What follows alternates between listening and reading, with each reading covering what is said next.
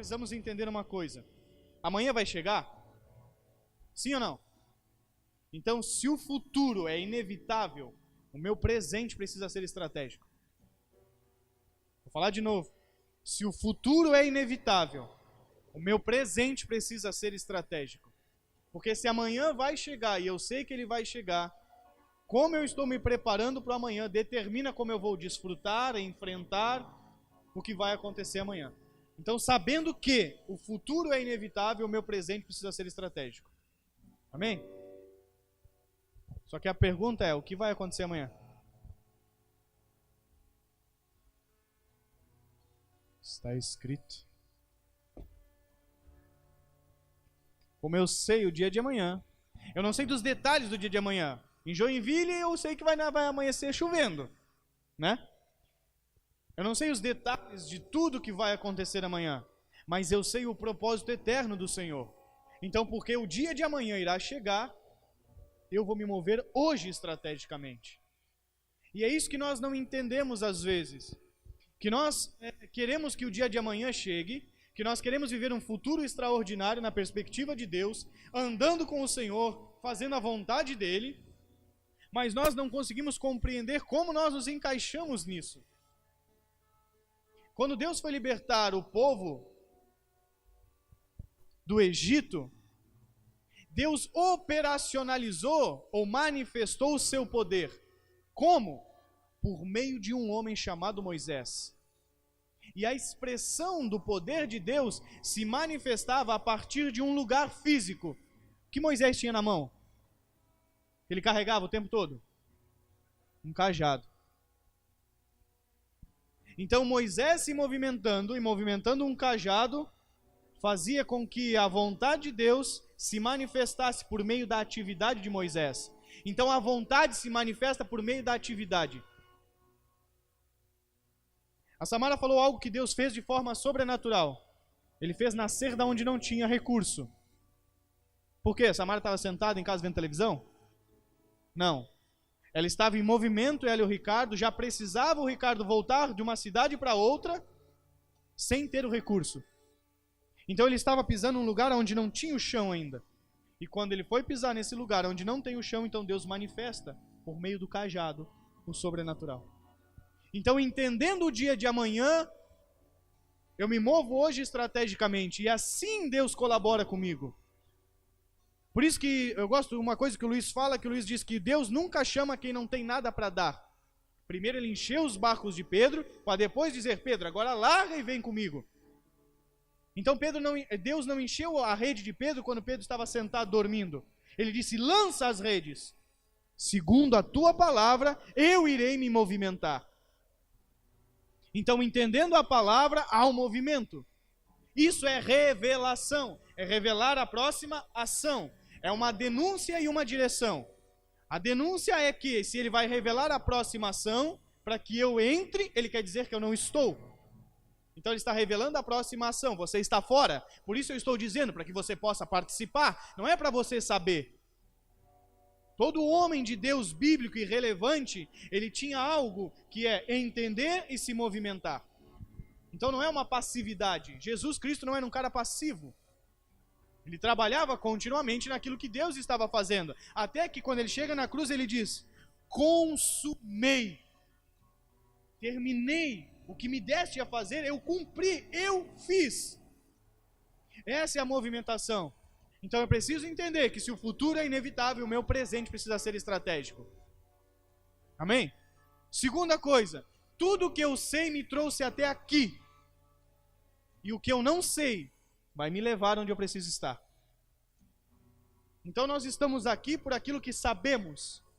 Mas aonde eu preciso estar, eu preciso então conhecer esses lugares, entender esses tempos, discernir tempo e modo, me adequar à revelação e daí então avançar. Então o que eu sei me trouxe até aqui, e o que eu não sei vai me levar onde eu preciso estar. E se eu não sei o que eu preciso fazer?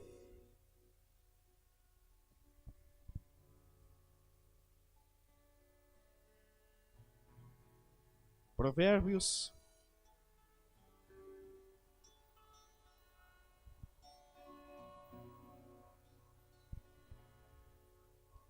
capítulo 3, versículo 13.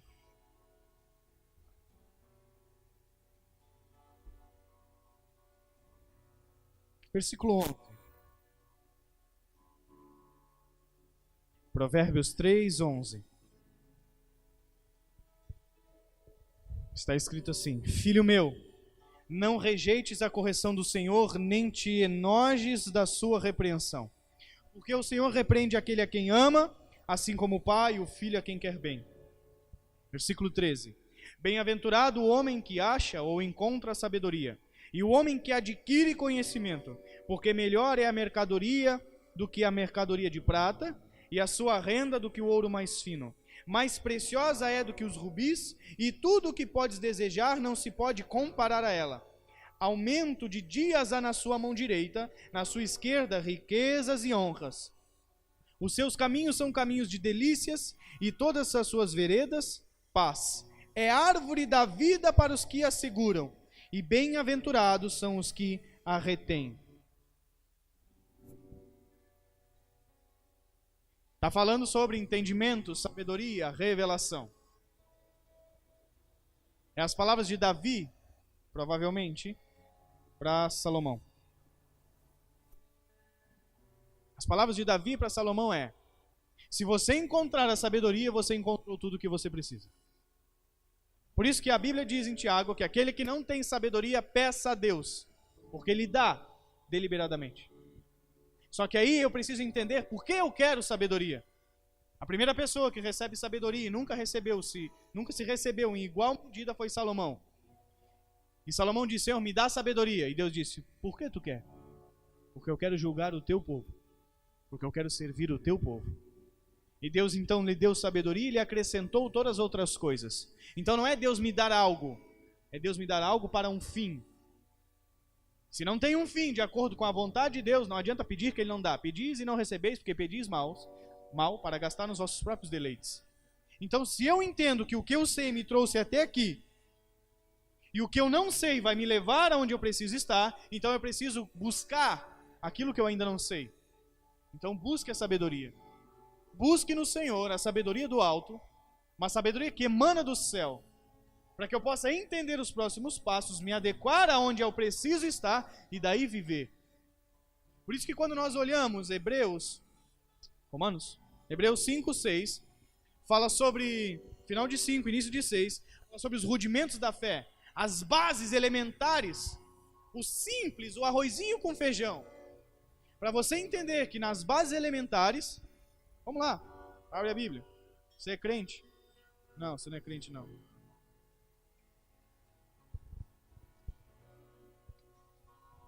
Hebreus capítulo 6.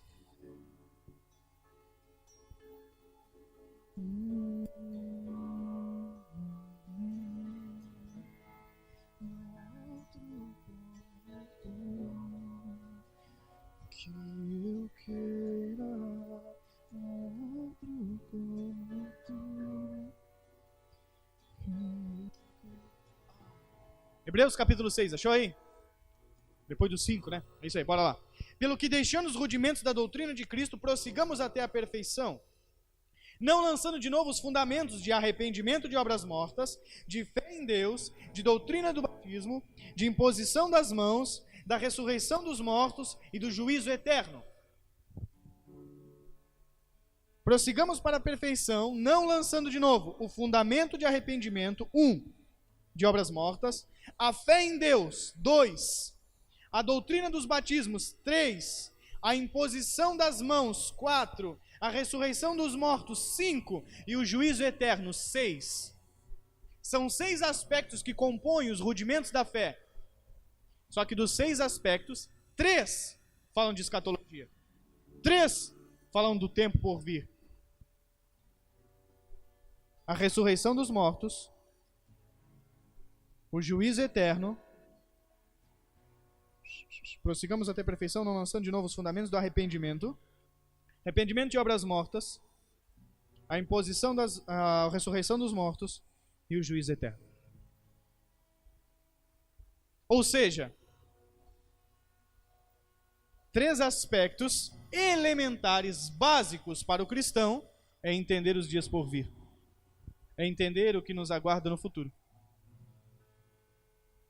Se nós não entendermos isso, não adianta nós querermos, eu estou querendo me adequar à vontade de Deus. A vontade de Deus, ela é perfeita e ela está se manifestando ou desenrolando no decorrer dos dias. Então eu preciso entender o que Deus está fazendo e o que Deus vai fazer, para que eu possa me adequar. Por isso, algo que a Samara falou, a necessidade dos 5 ministérios. Porque onde não há a movimentação dos 5 ministérios, o corpo de Cristo, não há a unidade da fé, não há o aumento em amor, não há o crescimento da varonilidade, não há a maturidade, não há. Por isso precisamos andar dentro das conformidades que Deus estabelece. Senão não há compreensão. Então, se o futuro é inevitável, o meu presente precisa ser estratégico. E o que eu sei me trouxe até aqui, e o que eu não sei vai me levar onde eu preciso estar. O que nós precisamos então fazer? Amar o Senhor sobre todas as coisas e buscar o seu reino. Porque quando nós amamos, nós temos tudo que é necessário e suficiente para nos movermos em direção a Ele. Todo ser humano se movimenta porque está esperando receber algo. E Satanás simplesmente desvirtuou isso dentro do ser humano, mas foi Deus quem criou. Paulo dizia que corria por um galardão. Tinha uma carreira que lhe tinha sido proposta, mas ele estava se movimentando porque ele sabia que receberia algo na eternidade. Então Deus sempre diz, tem uma recompensa, tem algo que eu quero dar para você. Isso é o galardão. Só que a nossa compreensão de galardão, ela foi distorcida, e nós achamos que porque fazemos algo, vamos receber alguma coisa. E a ideia de galardão nunca foi essa. Eu não existo agora, eu sempre existi no Senhor. Então tudo que Deus vai me dar, Ele não vai me dar como se nunca tivesse me dado. É como Jesus disse, Pai, devolve-me a glória que eu tinha contigo desde o princípio. Então galardão não é algo que eu vou receber porque fiz alguma coisa. Galardão é algo que Deus me devolve depois que eu cumpro o que eu nasci para fazer. Entendeu a diferença? Não é o que Deus vai me dar porque eu fiz alguma coisa. Como agora eu fiz, então eu mereço. Não, é algo que Deus me devolve porque eu já cumpri o que eu tinha para fazer. É algo mais ou menos assim, Deus, segura aqui o meu celular que eu vou ali fazer um negócio. Aí você vai lá, faz, executa. Terminei. Pai, devolve meu celular. Toma, filho. Levanta a mão. Isso é galardão. Então Deus sempre está me motivando e dizendo, tem algo que é seu, que eu quero entregar na sua mão, se mova. Aquele que vencer, darei a sentar-se comigo no meu trono, darei um novo nome, darei vestes novas, governará as nações comigo. Ele está dizendo, tem algo para você.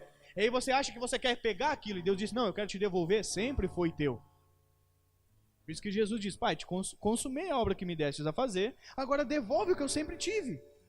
E ele diz, então volta para mim, e vou te devolver tudo que sempre foi teu. Só que é Deus que nos motiva, então eu preciso ter clareza de que existe algo.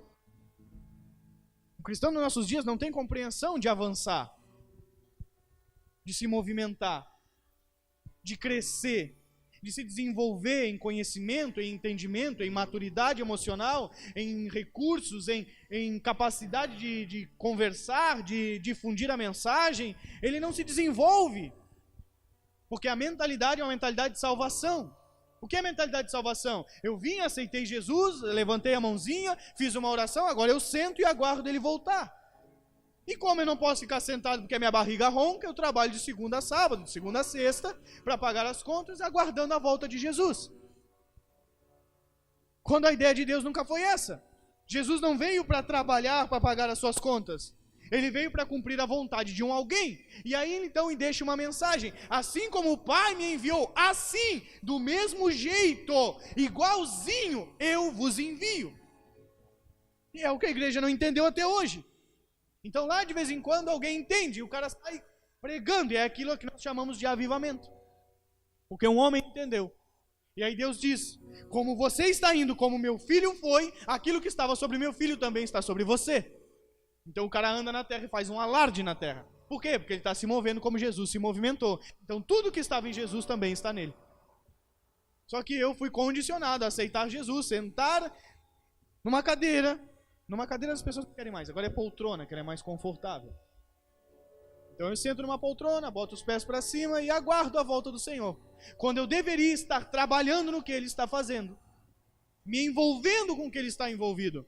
Então não adianta a Samara vir aqui e falar sobre o Nordeste e dizer que lá existe um trabalho que precisa ser feito, uma geração que precisa ser fundamentada, lugares que precisam ser tocados, pessoas que precisam ser edificadas. Eu achei extremamente interessante, eles me ligaram de lá na videochamada, perguntando um monte de coisa.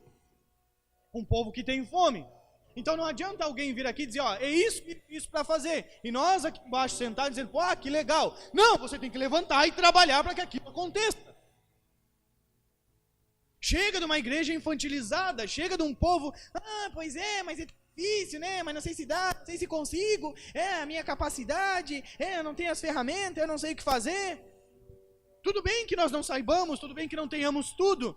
Mas o que eu tenho na mão? Moisés, o que tu tem? Uma bazuca? Não. Senhor, eu tenho um cajado. Então lança esse negócio na terra, cara. Lança, faz alguma coisa. Ele lança na terra e se transforma em serpente. Ele diz, agora pega da cauda, e ela volta a ser cajado. Ele diz, filho, lança na terra e algo vai acontecer de forma extraordinária. Só você precisa lançar na terra, meu. O que você tem na mão? Como você vai se movimentar em direção àquilo que Deus está fazendo? E eu não estou falando de ativismo. Eu estou falando de entender a causa e se movimentar em relação a isso. Não estou falando de trabalho desenfreado. Não estou falando de loucura religiosa que tem que dar resultado para Deus. Não, eu estou falando de se comprometer com aquilo que Deus está fazendo. Se Deus está fazendo determinada coisa, eu vou fazer isso. Gente, é nos detalhes. Acordei hoje de manhã, para a glória de Deus. Aleluia. Sou novo para morrer ainda. Eu disse, Deus, o que nós vamos comer? Eu estou com fome. Eu acordei cedo, fiquei lendo, aí a gente cancelou o culto do CEMAP, do CMM por causa da chuva, perigo na serra, a gente pensou, não vamos fazer, tá chovendo bem forte aqui, deixa para domingo que vem, beleza. Aí eu deitei e paguei de novo. Acordei, com alguém me chamando aqui dentro, não era o Espírito Santo, com fome. Eu disse, Deus, o que nós vamos fazer? Estou com fome, Deus. E Deus disse, cozinhe para ela. Faça um almoço para a Sabrina. Eu disse, tá bom. Levantei, fui até a Bina e disse, o que você quer comer? Aí nós conversamos e ela disse que queria comer algo. Eu levantei dali. Estava chovendo, entrei no carro. Eu fui no mercado 2 vezes. Depois eu pedi para o Gabriel ir uma 3ª vez para mim. Eu gastei dinheiro, tempo. Por quê? Porque Deus disse, eu quero alimentar ela. É ela que eu quero. Eu vou fazer um prato para ela. Então você vai trabalhar naquilo que eu estou fazendo. O carro que você tem foi eu que te dei. O dinheiro que você tem foi eu que te dei. A saúde que você tem foi eu que te dei. Te levanta e faz. Faz um almoço para minha filha, ele disse. Está bom, senhor. Ficou bonitinho, né? Caprichadinho, né? Eu gostei daquele negócio. Aí eu peguei um pratinho branco, fiz um macarrão, talharim, todo enroladinho, fiz um molho branco com brócolis, como ela queria, todo temperadinho, montei, enfeitei, coloquei para ela comer. E os outros comeram de brinde ainda. Por quê? Porque quando um desfruta, todo mundo que está no ambiente desfruta. Não que eles mereçam, olha só. Mas tem direito. Né, Ana? Ri dele, Ana. Por quê? Levanta-te e te movimenta em direção àquilo que Deus está fazendo. É nas coisas simples, às vezes. E nas coisas micros e nas coisas macros. Nós precisamos entender isso, gente. Tudo que nós temos pertence ao Senhor. Davi diz isso. Ele diz, Senhor, eu só estou devolvendo para o Senhor aquilo que o Senhor me deu. Porque tudo veio de ti, todo o ouro, toda a prata que eu tenho te pertence. E ele diz assim, obrigado, Senhor, por poder dar para ti o que o Senhor me deu primeiro. E nós não conseguimos entender isso. Aí nós achamos que somos adoradores. Eu adoro a Deus, adora nada. Porque nós não conseguimos entender a totalidade do Senhor. E eu acredito que nós nunca vamos entender a totalidade, mas percentuais. Vamos crescendo e conheçam o Senhor e prossigam em conhecê-lo. Sabe, se comprometer, se envolver com o que realmente Ele está fazendo. Ser responsável. ter responsabilidade com as coisas de Deus. O que é responsabilidade? Responder à habilidade. O que você carrega, irmão? O que você carrega? Você acha que tu carrega? Esse é o problema da mente caída de Adão. Deus diz, está aqui as plantinhas, Adão. Tá vendo essas árvores de fruta bonita aqui, que só tem no mercado caro? Tô vendo, Senhor. Pois é, eu fiz para você comer delas. Eu fiz para elas sustentarem você, porque você trabalha na minha causa. Então, Adão, você está vendo o jardim? Cultive e proteja, porque você está envolvido cultivando e protegendo o meu jardim. As árvores, as plantas, as frutas, elas te sustentarão. Aí o homem cai, ele larga o jardim, abandona a enxada, abandona tudo que ele tem para fazer, porque eu acredito que Adão tinha uma espada e uma enxada na mão. Ele era um cultivador e um protetor. Espada e enxada. Ele larga a espada e enxada, pega agulha e linha, começa a construir as suas vestes e se esconde embaixo daquelas árvores. Por quê? Ele pegou a sua responsabilidade. Adão era hábil em fazer isso.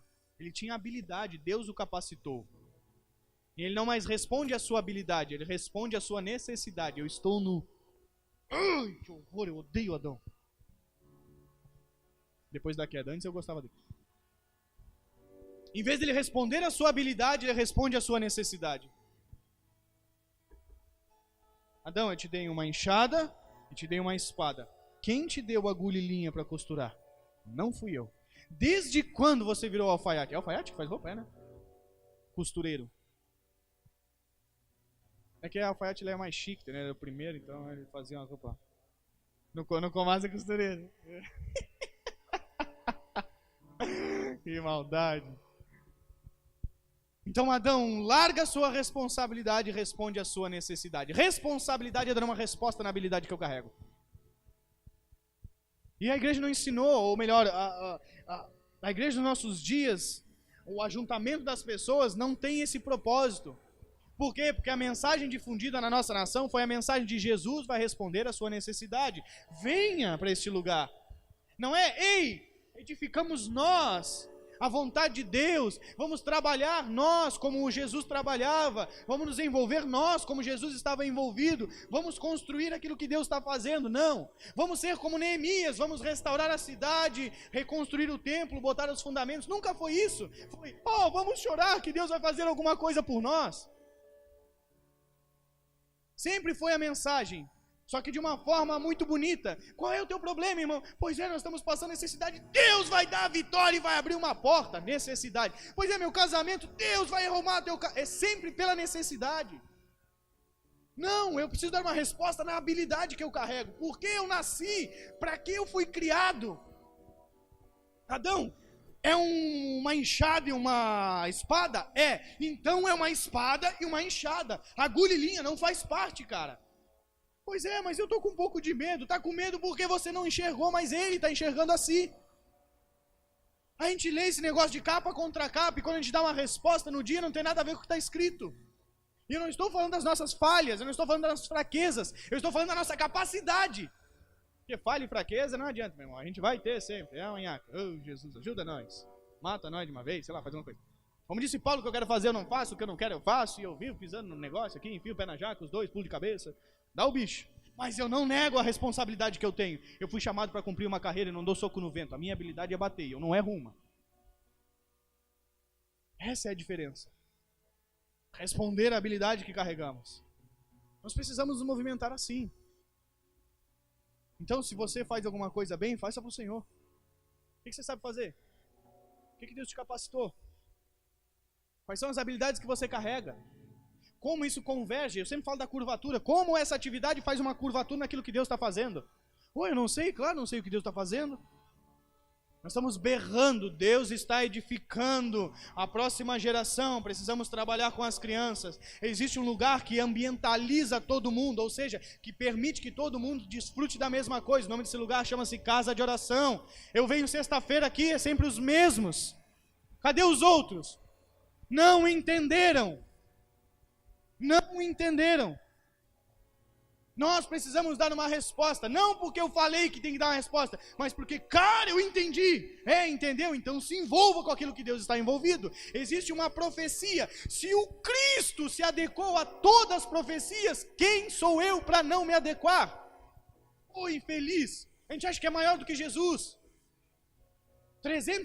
mais de 330 profecias, Jesus se adequava a todas elas. Cara, era no tabuleiro de xadrez. É estratégico. Jesus, tu vai vencer o jogo? Não, primeiro eu vou fazer todo o percurso como tem que fazer. A ideia não é vencer sem cumprir. Porque só vence aquele que cumpre a vontade. Então você pode fazer tudo e não cumprir a vontade de Deus, você não vence. Era uma adequação constante. Jesus, onde é que você vai? Eu vou para Cafarnaum. Por quê? Porque está escrito, meu irmão. Vou morar lá. E por que em Cafarnaum? Porque Cafarnaum é um lugar mais estratégico para me movimentar. Aqui eu já consigo pegar o barco, sair, entendeu? Então eu vou para uma cidade maior, eu pego o avião, Jesus se movimentando. Por quê? Porque está escrito. Tá, e Jesus, como é que tu vai fazer para chegar daqui até lá? Não, vou comprar uma Ferrari agora. Traz um jumentinho, eu vou sentar em cima dele. É novinho, ninguém sentou, nunca ninguém usou, é 0 quilômetro. Mas tem que ser um jumentinho, tem, porque está escrito. Aquele que ninguém montou em cima é um que nunca ninguém montou em cima. Se não for 0 quilômetro, não pode.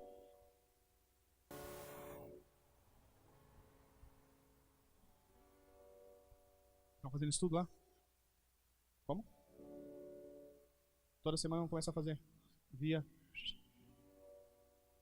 Quem vai dar o estudo lá? Quem dá o estudo para eles? Tá, nós vamos fazer daqui para lá e de lá. Então há necessidade de uma adequação. Um cumprimento de um propósito, a habilitação das nossas vidas. Deus diz assim, uau, isso aí, cara, cumpriste a obra que me deste a fazer. Sabe, nós precisamos dar uma resposta, gente. Precisamos compreender. Eu compreendi. Como que eu sei que alguém entendeu? Ela está se movendo aquilo que ela entendeu. Senão ela não entendeu, ela só está falando, ela está replicando. Que a Alice faz isso. Pai, tá, eu entendi, eu vou lá. Filha, você sabe... Você tem 9 anos de idade. Você sabe por que você escova os dentes todos os dias de manhã? Você sabe que protege a sua boca, protege a sua saúde? Faz com que os seus dentes não estraguem? Sei. Sabe nada, mano. Todo dia eu tenho que falar, Alice, já escovou os dentes? Vai. Vai lá, guria, de uma vez. Ela sabe na teoria, mas não sabe dentro dela. Você que é adulto, alguém tem que mandar você escovar os dentes? Às vezes uns tem, mas esquece essas partes. Só os que não precisam. Não precisa mandar. Por quê? Porque a pessoa sabe que precisa. Precisa mandar tomar banho? Alguns também precisam, mas os que entenderam não precisam. Aleluia. Por quê? Porque tem a ver com compreensão, entendimento, dar uma resposta. A igreja dos nossos dias, ela é pacífica. Foi o que Deus vem discutindo para mim nos primeiros meses do ano. Ele disse, ei, vamos levantar todo mundo e botar a galera a se movimentar. Como, Deus? Sim, o que você está falando? Não, a igreja ela está dormindo. Ela está dormindo. E o problema não é quando ela dorme, o problema é quando ela acorda. Sabe por quê? A parábola das 10 virgens. Quantas dormiram? As 10. E quando elas acordaram, quantas tinham azeite? 5. 5 foram dormir depois de fazer o que tinham que fazer. As outras 5 foram dormir sem fazer o que tinham que fazer. Todo mundo vai dormir. Mas umas dormiram depois de ter feito o que tinha que fazer. Ela disse, a botija está cheia de azeite, está tudo certo, eu vou deitar, eu vou dormir. Quando ele chegar, eu vou escutar alguém anunciando, eis aí o noivo, eu levanto e vou encontrar ele. As outras não, as outras ficaram, não fizeram nada, ficaram olhando, se arrumando, passando maquiagem e foram dormir também. E aí, quando elas despertam, o que elas têm? Nada. Elas dizem assim, mano, você é meu irmão, né? Dá um pouco do seu azeite. Vai comprar. Por que a Bíblia diz vai comprar? Não diz vai produzir.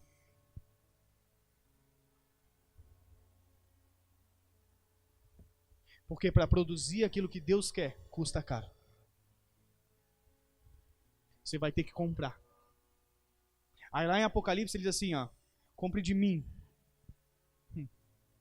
Compra de mim. Então tem um preço. Sentado, não vai rolar. Se não estiver disposto a pagar o preço, não vai rolar. Não se engane. Não vai acontecer. Você tem que estar disposto a pagar o preço. Aí ele diz, vem comprar. Compra. Sem dinheiro. Sem preço, mas compra de mim. Não tem um preço, mas tem um custo. Por quê? Porque o azeite que vem dele tem alto valor. Então eu preciso entender que não é de graça. De graça é só a graça e mais nada. E se você não entender sobre a graça, você vai fazer da graça uma desgraça. Porque você pega o alto valor da graça, que custa preço de sangue, e joga fora. E a gente acha que a graça é só para pagar pecado. Entendeu nada? A graça me reposiciona num lugar eterno chamado Reino de Deus. E lá no Reino de Deus, todo mundo trabalha pro rei. Até o filho trabalha. Principalmente o filho. Por isso que eu falei que Reino de Deus não se faz com a disponibilidade das pessoas. Se faz com o comprometimento dos filhos do Eterno. Reino de Deus não se manifesta com a disponibilidade das pessoas. Ah, hoje eu posso, então eu vou. Sai, infeliz. Eu estou comprometido, não interessa o que custe, eu estarei lá. Jesus, hoje é dia da cruz. Pois é, então, eu estava a fim de tomar a Santa Ceia aqui com a galera e deixar a cruz para semana que vem, né? Pô, vou me dar um pau, cara. Não, tu não tem noção nem do que vai acontecer, eu já sei de tudo. E hoje eu não estou muito legal assim para ir lá na cruz. Não estou muito disponível para morrer, assim, sabe? Não estou muito afim de ser chicoteado, chibatado, aquela coisa assim. Então, deixa eu criar mais uma coragenzinha. Aí, semana que vem, eu estou pensando em ir lá. Foi isso. Reino de Deus não se faz com disponibilidade de pessoas, se faz com comprometimento delas. Eu falo isso há algum tempo já. João 3,16. E Deus amou o mundo de tal maneira que deu o seu Filho unigênito para que todo aquele que nele crê não pereça, mas tenha a vida eterna. Filhos são aqueles que morrem pelo que o Pai ama. Ele está disponível ou ele está comprometido? Comprometido. Até os dentes. Então não é se dá, se eu posso, se eu consigo. Quem diz se dá, se pode, se eu consigo, é as crianças. Alice, arruma isso aqui. Ai, pai, eu não consigo. Eu sei que ela consegue. Mas na cabeça dela ela não consegue e ela não quer. Pai, eu quero brincar. As brincadeiras são para as crianças. Essa é a diferença entre as crianças e os adultos. As crianças são consumidoras, os adultos são provedores. Ali só disse assim, pai, estou com fome. Nunca botou um pão sobre a mesa. Porque ela não tem que botar. Ela é uma criança, ela tem pai. Eu tenho que botar. Quando ela diz eu estou com fome, eu tenho que ter a comida que ela precisa. Quando ela diz eu não sei, eu preciso ter o alimento que ela necessita. Essa é a diferença entre crianças e adultos. Entre homens espirituais e meninos espirituais. Porque o menino, mesmo sendo herdeiro de tudo, ele não difere nada do escravo. O escravo provê ou consome? O escravo trabalha, mas não provê. Quem provê é o cara que põe ele a trabalhar. Você faz isso, você faz aquilo outro, você faz aquilo outro. Ele arquiteta tudo e aí há prosperidade. Por isso, se eu for menino, se eu for infantilizado, se eu for uma criança, eu não produzo, eu só consumo. Por isso que a igreja é sentada pacífica, consumidora, ela é obesa espiritual. Ela está sentada comendo. Tinha um filme de um cara que comia e explodia, já viu não? Lembra disso? É os crentes de hoje, irmão. Ele anda assim, ó. Se tu estourar, tocar nele, ele faz... E aí, o que está escrito no lugar? Não, o que está escrito? O que está escrito? O que está escrito? O que está escrito? Uau, o cara conhece tudo. Obeso espiritual. Ele não dá uma resposta na habilidade que carrega. Ele não se responsabiliza com aquilo que precisa se responsabilizar. Por quê? Porque ele lambe mais as feridas do que o propósito de Deus. Olharam para ele e não foram confundidos. Meu Deus, estou falando uma velocidade de Deus que até eu estou percebendo. Jesus me ajuda. Depois você assiste 10 vezes de novo.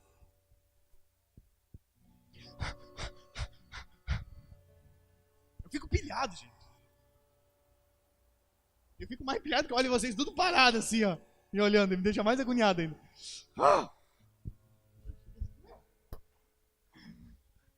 Acorda, irmão! Uma vez eu estava assistindo um programa do Silvio Santos e tinha choque nas cadeiras, lembra daquilo? Ia botar aqui, né? Ia ser da hora. Quando a pessoa tá parada, eita, aleluia! Pô, irmão, é a presença do Senhor aqui, me deu um cutucão. Gente, nós precisamos dar uma resposta a isso. Então, quanto nós estamos comprometidos? Valeu, Buzz! Quem não conhece o Buzz Lightyear, ele existe. Acredite. Viu? Deus manifesta no físico aquilo que as pessoas pensam. Ai, Jesus. Você que tem criança já viu o Buzz, eu sei. Então nós precisamos dar uma resposta à habilidade que carregamos. Nós precisamos fazer alguma coisa com aquilo que Deus nos deu. Sabe? Deus entregou talentos diferentes para as pessoas. E não porque Ele acha um melhores do que os outros, mas porque Ele entende que nós precisamos nos movimentar de forma diferente. Vou te ensinar algo. Nunca falei isso na minha vida, vou falar. Vou te ensinar algo. Tá bom. Deus deu 5, 3 e 1 talento. Aquele que tem um talento, escondeu o talento. Porque ele não se achava capaz. E porque ele tinha medo do seu Senhor. Ele diz, tu é daquele que pega o que não é teu, tu chega e domina, ele não conhece o seu Senhor. Por ele não conhecer, ele se move pelo medo, então ele enterra o talento. Então o que faz você travar as coisas não é o fato de você não ter o talento, é você não conhecer quem te deu ele. Então todo mundo tem um talento, nem que seja um, mas todo mundo tem um talento. Aí ele diz assim, ó, eu estava com medo, porque eu sei que tu toca o terror quando tu chega. Então eu escondi o talento, para não perder ele e poder entregar na tua mão. Então o que impede as pessoas de se movimentar não é não ter capacidade, é não conhecer quem deu. Entendeu? Por que ele dá 5, 3 e 1? Porque o que tem 5 multiplica e faz 10. Aí o que tem 3 diz assim, ó, peraí, o cara multiplicou, tinha 5, fez 10. Como é que você fez? Ensina aí. Porque Deus sempre coloca alguém na frente para que essa pessoa seja referência para as outras pessoas. Então, você tinha 5, você fez 10. O que você fez para multiplicar esse negócio aí? Porque eu sei que ele nos capacitou, ele deu talento para a gente, vamos... Agora, se todo mundo for igual, você vai olhar para o lado? Não, porque só vai ver você. Se todo mundo é igual, se todo mundo faz a mesma coisa, quando você olha para o lado, você se enxerga fazendo. Então não tem muito sentido. Aí junta o corpo, são o ajuntamento dos diferentes, trabalhando pela mesma causa. Então o que tem 3 talentos, olha para o cara que tem 5 e diz, como é que você multiplicou esse teu 5 aí? Pois então, eu fiz isso e isso. Ah, beleza, então vou lá fazer também. Ele vai e executa, e ele multiplica. Às vezes ele pega o conceito, e ele vai lá e pratica, não faz a mesma coisa, mas faz por o mesmo princípio. Então o que impede eu de multiplicar os talentos? Não conhecer quem me deu os talentos. Por isso que todo mundo que você conversa, a grande maioria das pessoas que você conversa, que anda com Deus, pois é, mas eu não dou conta, eu não consigo, eu sou incapaz. Ele já sabe, meu irmão, não diz o que ele já sabe. Proclame o que você não sabe, porque foi o que ele disse a seu respeito. O que ele disse ao teu respeito é o que importa, não é o que você diz a seu respeito. Isso é fé, isso é convicção de que eu tenho um pai, cara. Eu tenho certeza que ele existe. Eu tenho certeza que ele me capacitou. Eu tenho certeza que ele é o maior interessado que eu dê certo. O maior homem de fé é Deus, porque para ele acreditar na gente, meu irmão, ele tem que ter muita fé. Então eu não fico olhando os problemas, as dificuldades, é alvo. É em direção ao objetivo. E isso faz toda a diferença. Porque a Bíblia diz que você vai ver a diferença entre os que servem e os que não servem. Entre os que servem e os que não servem. E não está dizendo os que trabalham, executam e os que não executam. Está falando entre os que servem ao propósito. São peças fundamentais. E aqueles que não servem. Não serve para nada. É um consumidor, é um câncer. Por isso que nem todo aquele que diz Senhor, Senhor entrará no reino dos céus, mas aqueles que fazem a vontade do meu Pai. É um ano prático. É um ano que bem no começo do ano nós vamos pisar em 2 lugares que nós não pisamos. Nos últimos, eu fico analisando as movimentações. Deus nos levou para outra cidade, nos levou para outro estado, agora para outra nação. Depois eu acho que é outro planeta, só pode, porque tem mais. Já tem até uma viagem para Marte, mas eu não estou a fim de ir, não. Então é outra cidade, é outro estado e é outra nação. Só que nós precisamos dar uma resposta. Nós precisamos nos comprometer com o que Deus está fazendo. E é prático. Deus, eu acredito, então mostra. Não, Deus, eu sei que tu vai fazer, então anda comigo. Então vem. Não, tu és o Messias, então me segue, cara. Deus, eu não entendo muita coisa, mas você acredita? Eu acredito, então vem. É interessante que você vê a movimentação de Jesus, e quando Jesus faz algumas coisas, os discípulos creem nele. Cara, eles não acreditavam no Senhor, mas eles responderam ao chamado. Jesus disse, me segue. Cara, eu acho que ele é o Cristo, eu não entendo muita coisa, mas eu vou atrás desse doido aí. Então os discípulos creram nele, já eram discípulos. Por isso que eu preciso dar uma resposta ao Espírito Santo. Sabe como Deus falou hoje para mim fazer o almoço para Sabrina? Eu estava no meu quarto. De repente entrou um vento muito forte. A cortina levantou assim, meu quarto inteiro tremeu. A casa sacudiu. As palmeiras caíram ali em casa. Deus disse, Henderson! Eu disse sim, cozinha para ela. Mas ele disse, não escutei. Foi sucinto E na hora eu disse, putz, eu podia fingir que não ouvi. Que foi um sussurro. Foi simples, foi suave. Disse, Deus, e aí que nós vamos comer? Ele disse, você vai fazer o almoço dela. Foi simples assim. Ele disse, não escutei. Fala de novo. Ele não fala de novo. Nunca.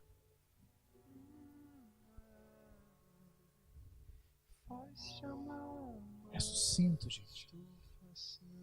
Tem pessoas que às vezes não entendem, acham que Deus vai descer e desenhar, cara. Deus não vai descer e desenhar para você. Ele está falando há milhares de anos.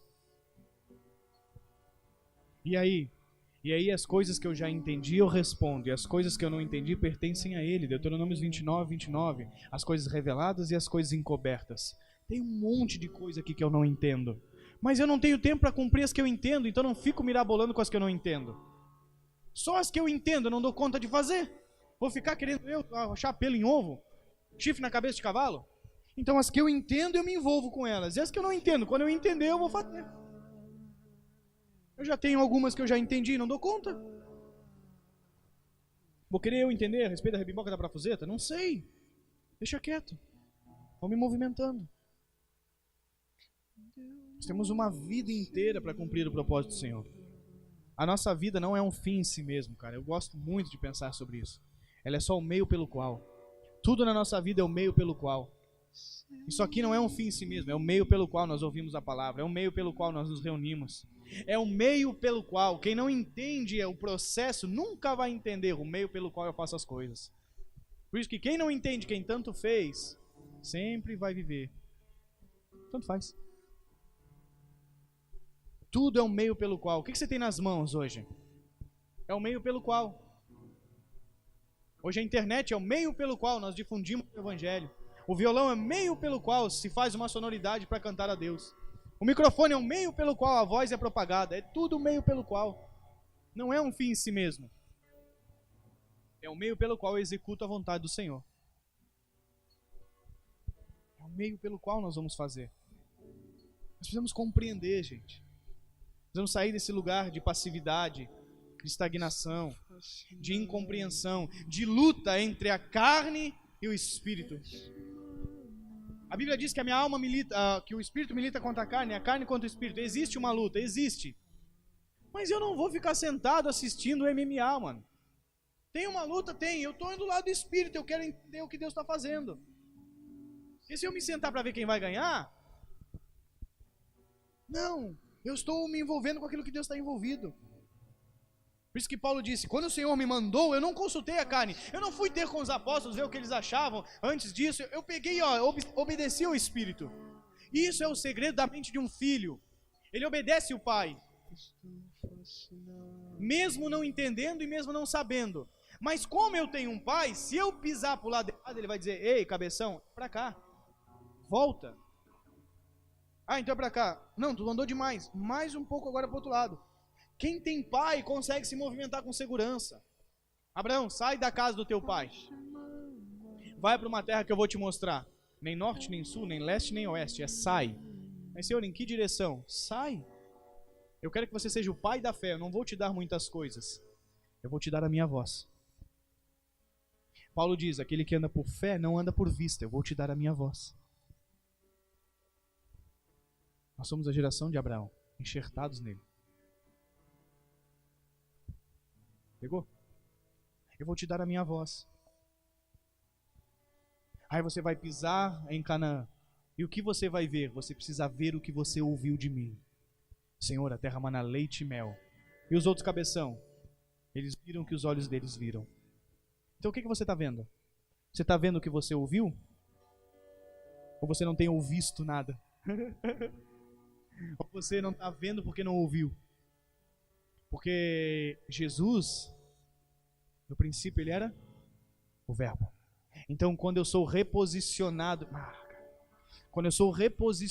em Deus, remido e redimido, Deus me tira de um lugar, Ele me transporta para o reino do Filho do seu amor.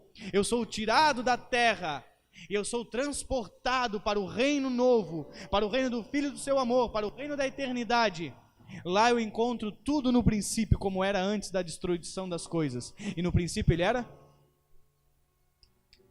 o verbo. O verbo você vê ou ouve? Aí você anda por fé. Eu adoro essas coisas. É legal, né? Não sei, eu piro com essas coisas quando Deus fala assim, essas coisas que eu nunca tinha visto. Então eu não ando mais por aquilo que vejo, eu não ando por vista. Eu sou reposicionado ao novo lugar, como era no princípio. No princípio ele era o verbo, então eu não vejo, agora eu ouço. Então não me movo pelo que vejo, me movo pelo que ouço. Senhor, do que o Senhor está falando. Por quê? Porque tudo que eu vejo é resultado daquilo que eu ouvi em algum momento. E Deus disse, haja luz. E Deus disse, sejam feitas as porções secas. E tudo se manifestou. Então, em primeiro momento, ele falou. Depois existiu. Se eu estou no princípio, primeiro eu ouço. Depois eu vejo. Por quê? Porque eu estou vendo o que eu ouvi.